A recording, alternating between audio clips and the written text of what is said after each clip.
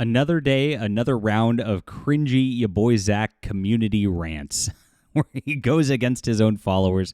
We'll see how many followers he's lost since the last time we made a video, as he goes against Critical Drinker, as he goes against Geeks and Gamers, as he kind of like starts to feel out whether he should go against Eric July. Oh my gosh, it's so sad what he's simping for at this point. And we'll get into this news in just a moment as we cover all the most important things in comic book culture here, guys. This is where you should be at. If you miss your boy Zack of 2018, we are talking about the things that matter.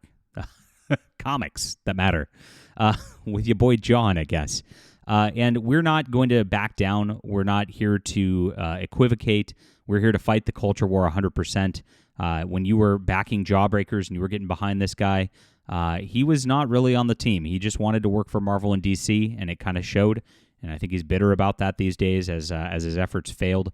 And then he didn't deliver his books, didn't deliver his promises. We've done all of that. We've been doing it for years, and I'm glad we're growing like hotcakes over here, guys. I don't growing like hotcakes. That's a terrible metaphor.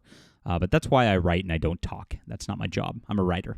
And I would love for you to join us. Hit the like and subscribe button. Join our community. We've got a great Discord community of comic book folk. We love to chat. I love to talk comics. Appreciate everybody who's been showing up on the live streams, too. It's been an amazing month or so. And I'm also a comic creator, guys. This is my Hidden Emperor graphic novel. This is my 12th graphic novel I've been putting out on Kickstarter. We are not slow at all.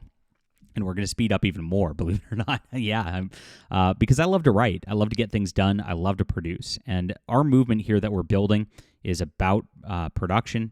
It's about making great comics and, of course, standing against wokeism in entertainment. And you'll absolutely love this. This is a great replacement for Star Wars and Warhammer 40K. It's a science fiction comic. Our influences dial back to like the 1950s, 1960s, 1970s. Because we love those classics. The Golden and Silver Age really had a lot of creativity to it, a lot of sense of wonder to it, adventure and action storytelling, which doesn't exist anymore. And so we aim to write fast-paced books. You can go look up reviews of the first book in this series, Overmind, and check those out because on Google or whatnot. And you'll see that people know this is a lot of fun. It's really good. And I appreciate you for being there. So check this out. This is in the description below. We've only got 2 days left, so don't sleep on it. Grab the complete Ayla Rin Adventures if you're new. And thank you guys so much for supporting us. This is obviously an amazing success so far, our best we've ever had. And thank you. We are going to just work even harder as a result, do the opposite of what Zack does. By the way, the book's done, so it'll start. I'll be getting proof copies very shortly after the campaign closes. And we'll be working on getting this all ready for print and then going out in like October with starting fulfillment. So we don't have a Yo Boy Zack situation on any level. This is quite the opposite. We're professionals here, and we're fighting the culture war for you. Thank you guys so much. And yeah, it's been great. Let's get into this news here. The reason for the delay is simple. So he's talking about George R.R. Martin and his constant excuses for not finishing Game of Thrones. And he's blamed fascism this last month. I'm dead serious. He's blamed being too busy working on TV stuff. And these guys are mocking it because the guy's had 12 years to finish a book. Now, the real problem with the book is George R.R. Martin has a big problem. He made too many perspective characters. I'm a professional writer. I've read the first Game of Thrones book. Hated it, by the way, even then. And it's sprawled out into a jumbled mess where he can't really bring it back again because he can't. There's just too many characters, and he doesn't even know where to start.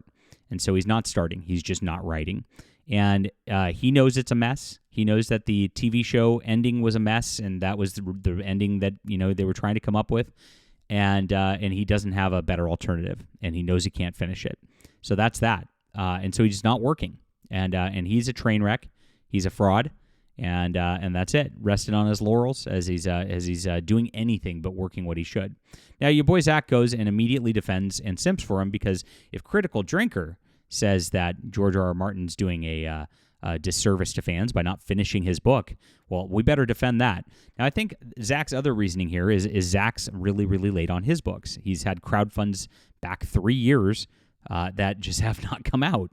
And he keeps releasing more and more crowdfunds. I think he's in a position where you have to pay taxes on a lot of stuff, at the end of the year.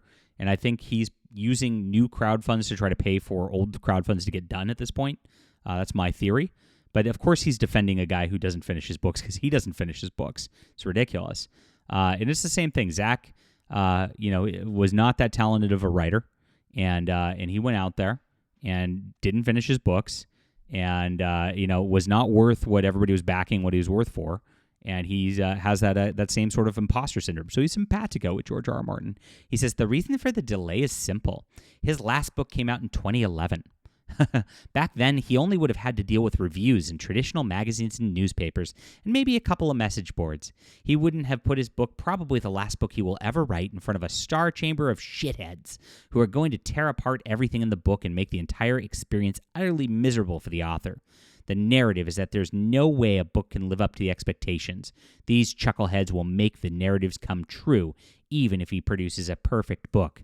Well, he's not producing anything, Zack, and that's the problem. So you can make his excuses for him all you want, because you are, I guess, relating to that. But it's a bad take here. Everybody's right that George R. R. Martin is not servicing his fans, not doing the one thing he should be doing at the end of his career here. And it's just sad because, all these people invested years and years and thousands of hours into these books that are super long door stoppers, and he can't even finish it. It's just pathetic is what it is. It really is. And I hope you start blaming fascism for your channel declining too pretty soon. So another one here, people are talking about Star Trek being bad. So your boy Zack again simps for Alex Kurtzman's Star Trek, saying it's not as bad as you think.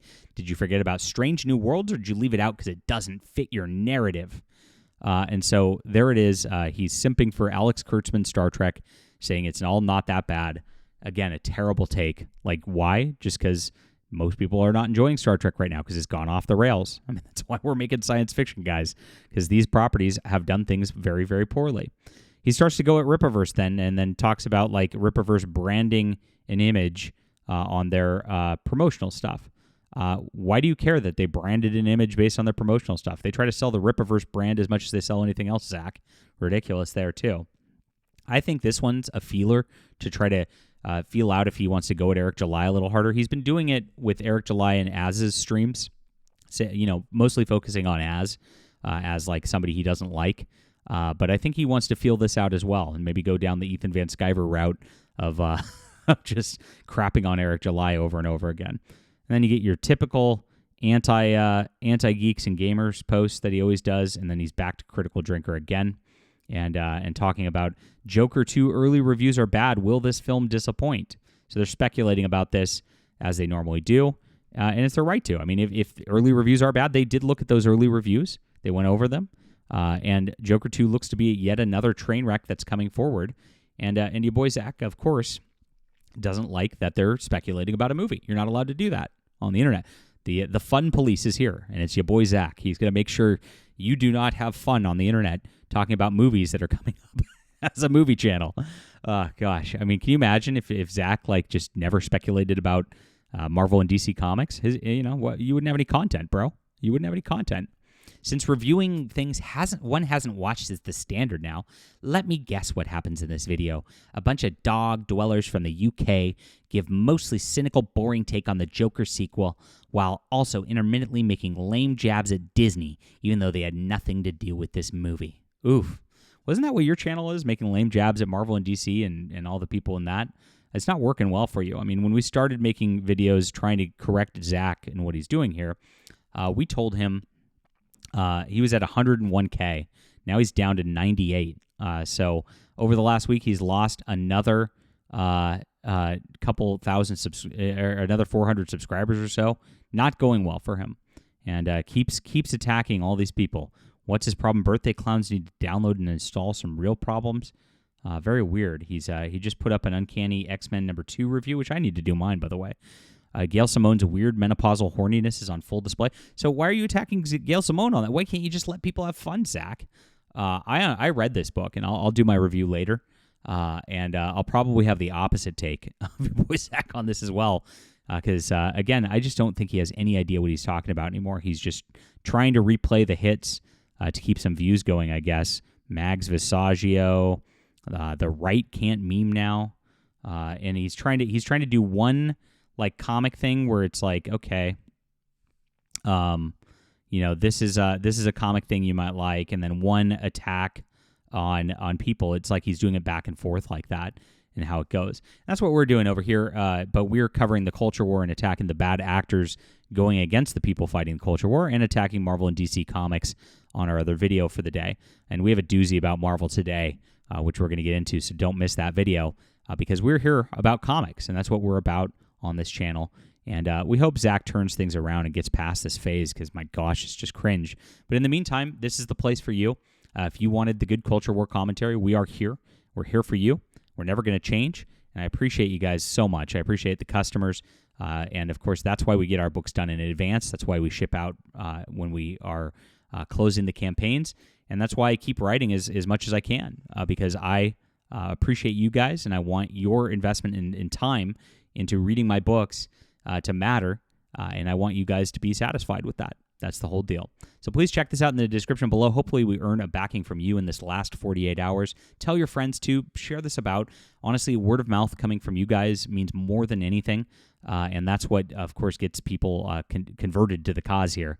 And this book is going to just crush it, and I really, really appreciate you guys for being there. In the description below, back today. We'll be back soon.